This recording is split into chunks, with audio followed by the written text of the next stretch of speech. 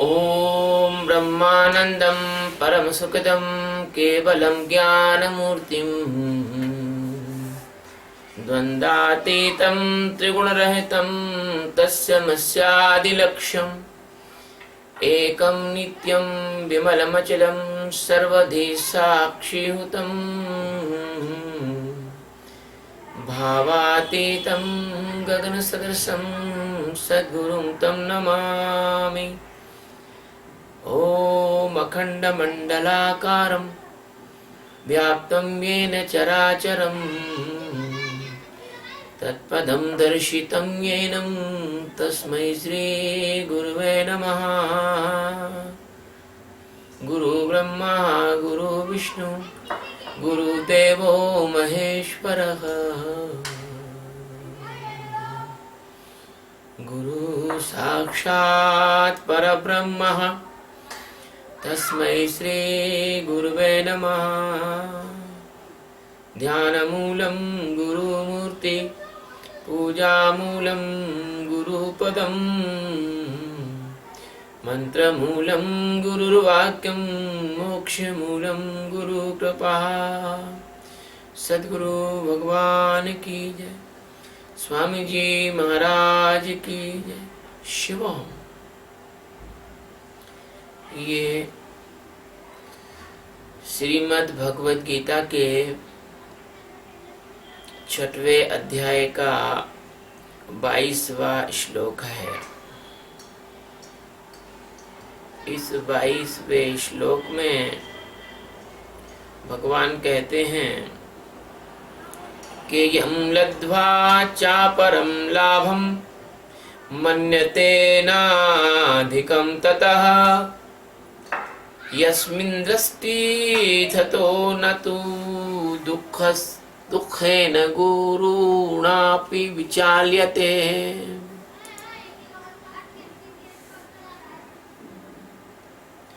यं लब्ध्वा च अपरं लाभं मन्यते न अधिकं तथा यस्मिन् स्थिता न दुःखेन गुरुणा अपि विचाल्यते।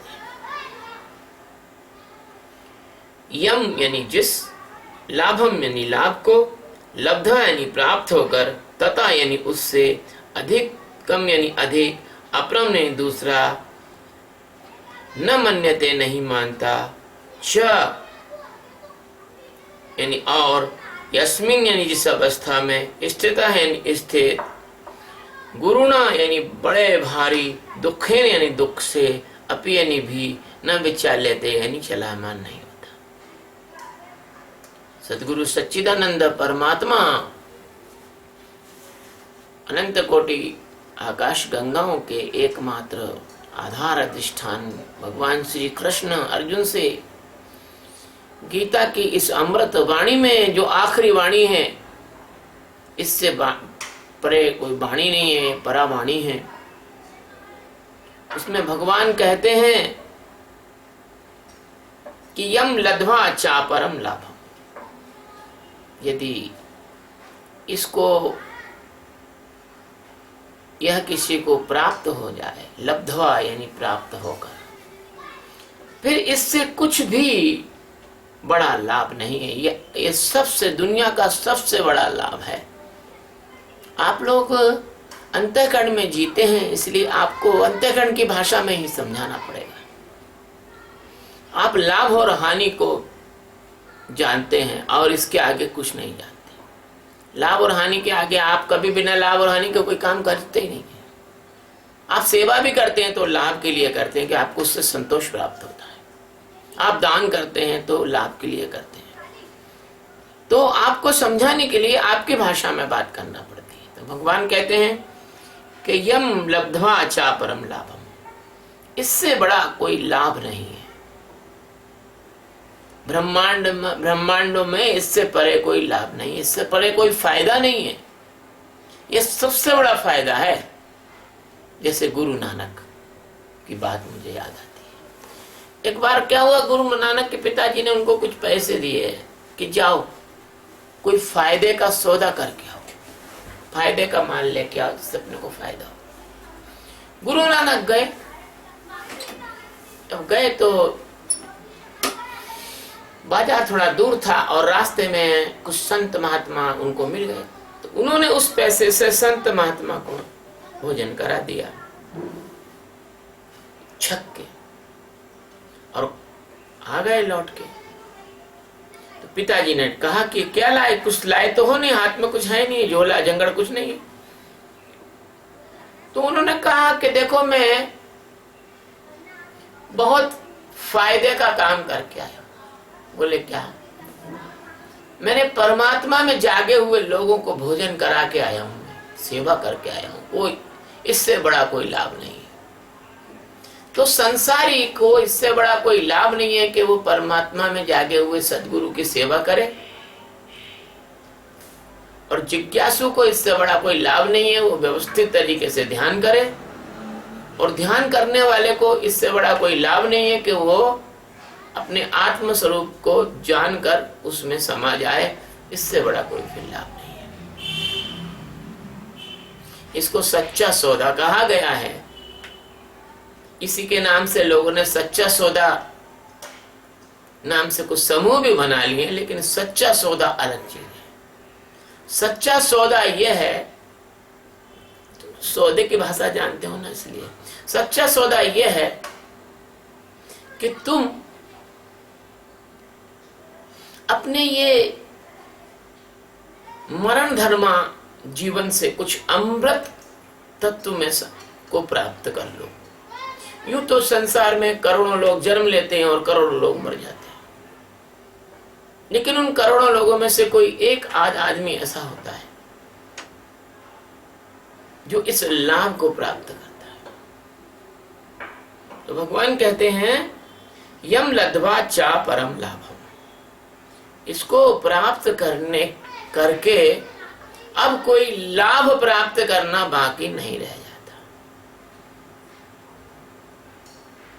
कबीर साहब कहते हैं साधु भाई अमर भय ना मरे। ये अमृत का मार्ग है, ये अमरता की साधना है, ये नर से नारायण होने का मार्ग है, ये मोक्ष का मार्ग है।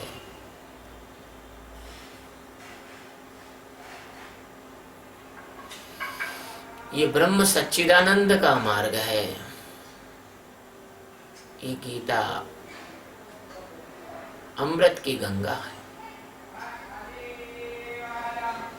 हो सकता है जैसे गंगा के तट पर लोगों ने अपने कारखाने खोल लिए और प्रदूषित कर दिया, लेकिन गीता को आप प्रदूषित नहीं कर सकते। तुम्हारे कारखाने सब माया में खुले हुए हैं, चाहे कितने भी संप्रदाय बना लो, आश्रम खोल लो, लोगों को मूर्ख बना लो, कुछ भी कर लो, लेकिन जो तत्व ज्ञान है वो तुम उसको छू नहीं सकते बिना सत्य के। असत्य से परमात्मा, माया से परमात्मा का विराज ही नहीं होता है। माया से हटना ही होगा तुम्हें। गीता के ज्ञान को आत्मसात करना है तो तुम्हें अपने अंदर उतरना ही होगा, और अन्य किसी से तुम्हारा गुजारा चल नहीं सकता। एक कर्मकांडी एक सतगुरु के पास गया,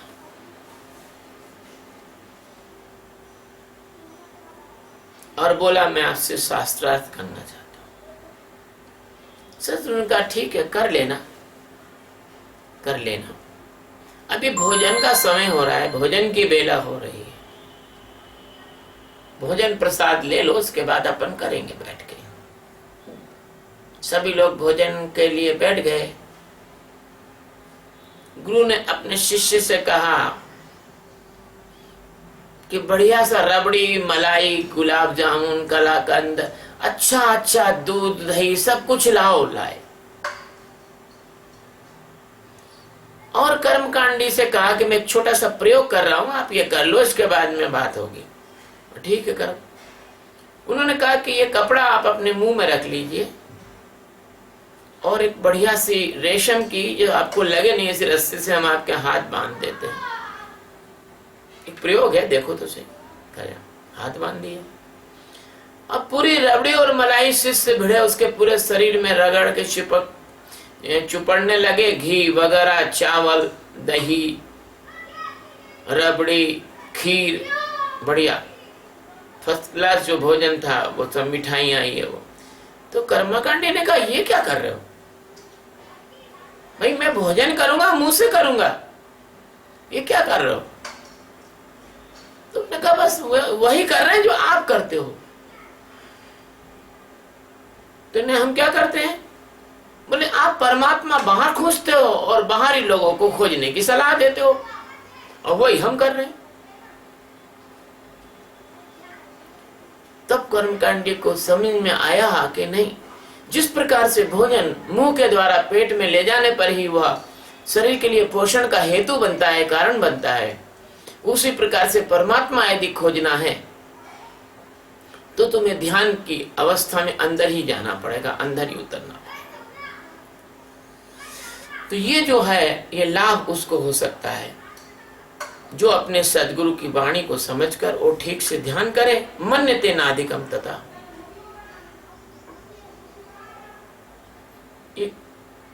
यह लाभ जिसको भी प्राप्त हुआ है वो सपने में भी अन्य किसी चीज की आशा नहीं करता।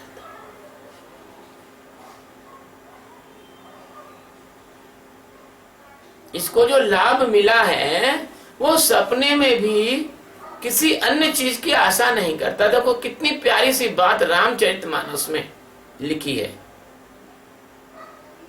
जब अनुसुईया के यहाँ सीता गई और अनुसुईया ने सीता को पहला वचन कहा, यहां उसकी बहुत जरूरत है।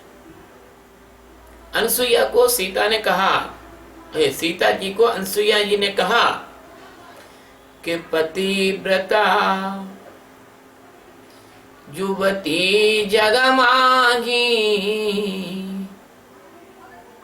सपने हूं आन पुरुष कोई नाही। बिल्कुल यह स्थिति जिज्ञासु की होती है। इससे पतिव्रता स्त्री अपने पति के अतिरिक्त सपने भी किसी अन्य पुरुष का होना नहीं देखती, ऐसे ही परमात्मा के सिवा माया की किसी वस्तु का होना नहीं दिखाई देता है उसको। जब तक उसे ज्ञान नहीं होता उसे सद्गुरु के अलावा कोई होना नहीं दिखाई देता, और जब उसे ज्ञान हो जाता है तो ब्रह्म सच्चिदानंद परमात्मा का साक्षात्कार होने के बाद तो बिल्कुल सहज स्वाभाविक बात है कि उसको किसी का होना दिखाई नहीं देता। जैसे तुम नींद में से जाग जाते हो तो सपने का होना तुम्हें दिखाई नहीं देता। जैसे तुम भोजन अच्छे से कर लेते हो तो फिर भूख का होना तुम्हें दिखाई नहीं देता। जैसे तुम जल पी लेते हो तो प्यास का होना फिर तुम्हें प्रतीत नहीं होता। जैसे तुम कोई गोली ले लेते हो, सिर दर्द हो रहा है तो दर्द का होना तुम्हें प्रतीत नहीं होता।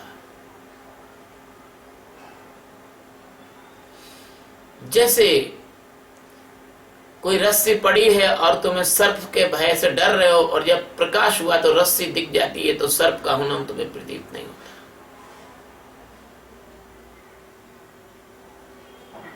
इसी तरह से ज्ञान हो जाने के बाद, अपने स्वरूप का बोध हो जाने के बाद अन्य किसी वस्तु के में लाभ होना तुम्हें प्रतीत नहीं होता, क्योंकि तुम्हें पता है कि अब कुछ कोई लाभ नहीं है, सब हानि हानि है। प्यारे बच्चों, जिसको तुम लाभ समझ रहे हो वो लाभ नहीं है, वो हानि है। तुम्हें लाभ प्रतीत होता है लेकिन वो लाभ नहीं, वो हानि है। इस बात को समझने के लिए भी थोड़ी सूक्ष्म बुद्धि की आवश्यकता है, प्रज्ञा की आवश्यकता है।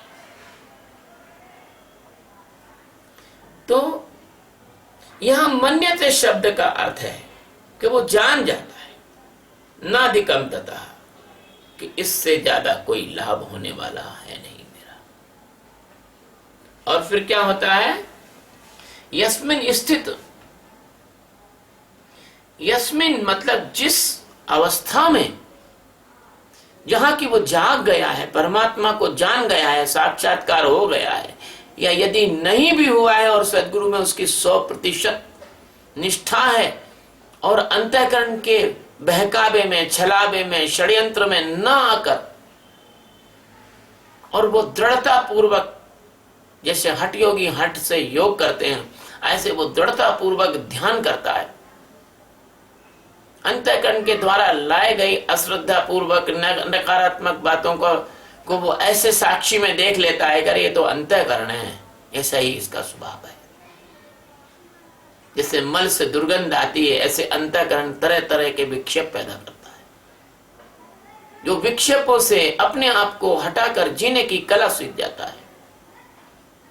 तो उस अवस्था में जो स्थित योगी है, उस योगी के जीवन में अगर कोई भारी से भारी दुख भी आ जाए तो फिर उस दुखों में भी वो विचलित नहीं होता। अभी तो तुम्हारी स्थिति बेटा ऐसी है कि छोटे छोटे दुखों में भी तुम विचलित हो जाते। जरा सा विक्षेप आया कि तुम खुद ही अपना घरौंदा अपने हाथ से तोड़ देते हो, जो तुम्हारा आश्रय है उसको तुम अपने हाथ से तोड़ देते हो। कुछ नहीं तो बस सदगुरु के प्रति ही तुम्हारा अंतःकरण खड़ा हो जाता है। अभी तो बहुत ज्यादा तुम्हें तैयार होने की आवश्यकता है। अभी तो छोटा सा दुख हुआ, अरे गुरु महाराज हम आपकी शरण में आए और हमको दुख हो रहा है। क्यों भैया? राम तो खुद सच्चिदानंद परमात्मा थे, उनको कितने दुख उठाने पड़े,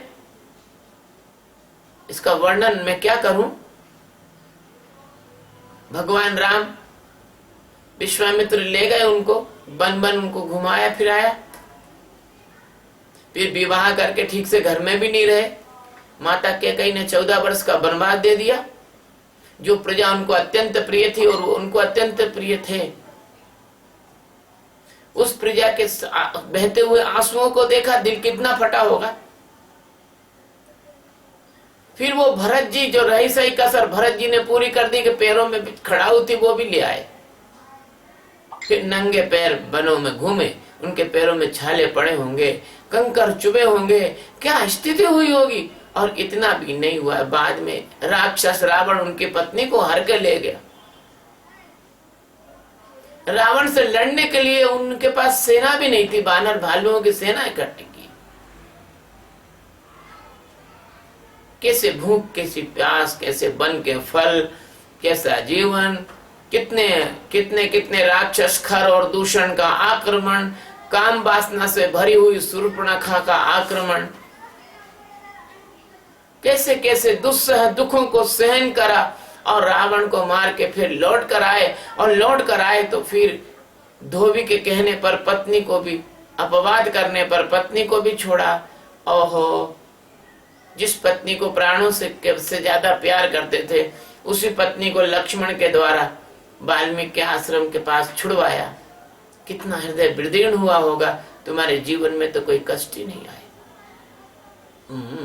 फिर भी तुम भगवान को, गुरु को, इसको दोष देते फिरते हो। लेकिन जो इस श्लोक में आया है कि जो उस अवस्था में जाग गया, वो बड़े से बड़े भारी दुखों को भी सहन कर लेता है। क्योंकि भगवान राम को वशिष्ठ मुनि ने 12 वर्ष की आयु में आत्मज्ञान करा दिया था। इसका प्रमाण है योग वशिष्ठ महारामायण पढ़ लो। कृष्ण का जीवन उठा के देखो, राम से ज्यादा 100 गुनी तकलीफ कृष्ण को प्राप्त हुई।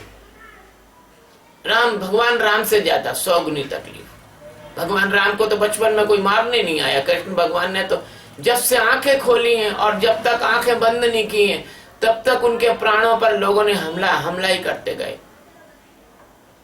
संक्षेप में बता देता हूं।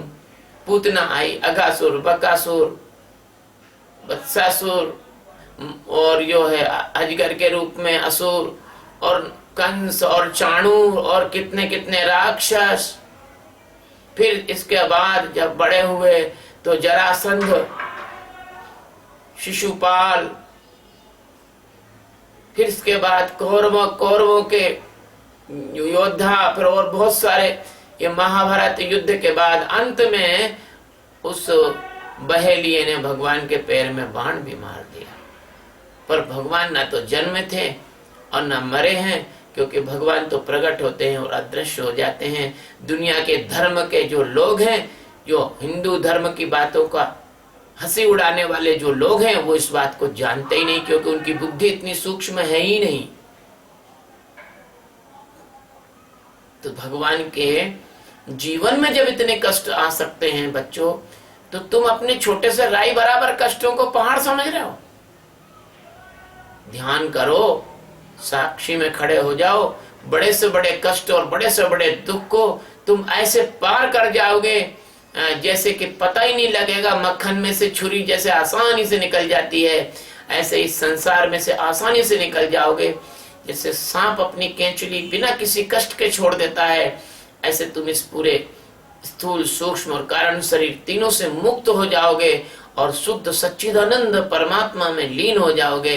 ये बिल्कुल गारंटी की बात है, अगर तुम साक्षी का ध्यान करो और ईमानदारी से सदगुरु की शरण में रहो और संसार की चीजों को उतना ही मूल्य दो जितना जीवन धारण करने के लिए आवश्यक है, या समाज में अच्छी चेतना लाने के लिए तुम्हारे सहयोग के लिए आवश्यक है, या विश्व में शांति लाने के लिए तुम्हारी सेवा की जरूरत है, उतना ही तुम काम करो सदगुरु के मार्गदर्शन में।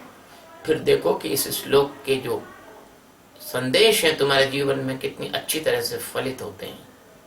तो अंत में मैं कहूंगा कि इस प्रकार से जब आपका जब अंतःकरण नहीं रहता और जब इसमें सुख और दुख नहीं रहते, तो आपके अंदर की जो अकुलाहट है, अंदर का जो आपका अस्थिरपना है, अंदर का जो की मूर्ता है, वो आपकी चली जाती है और आप उस लाभ को जब प्राप्त कर लेते हैं तो माया का कोई भी लाभ आपको आकर्षित नहीं कर सकता और माया का कोई बड़े से बड़ा भारी दुख भी आपको चलायमान नहीं कर सकता, और आप सच्चिदानंद परमात्मा में स्थित होकर आनंदमय जीवन जीते हैं। शिव।